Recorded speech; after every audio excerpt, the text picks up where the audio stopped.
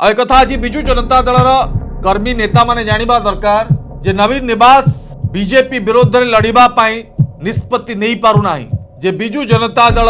BJP नुहे एबे कांग्रेस सहित लड़िबा पाई चाहूची कारण काले कांग्रेस सेकेंड पोजीशन को आसी जीवो द्वितीय स्थान नहीं जीवो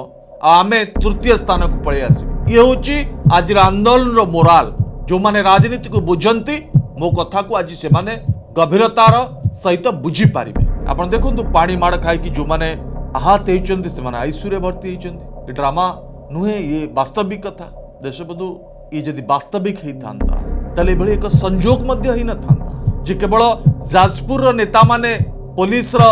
दमन लीला रे गुरुत्व आहत हेले प्रणव प्रकाश दास प्रीतिरंजन घड़ई सुलता देव जो माने जाजपुर जिला रो आसुचंदी औ जो तमाम नेता थिले देवी प्रसाद मिश्रा संजय दास वर्मा डॉक्टर अरुण साहू प्रताप जेना और नारी नेत्री थिले से माने केही आहत हेले नाही देशबंधु ये पूरा घटना रे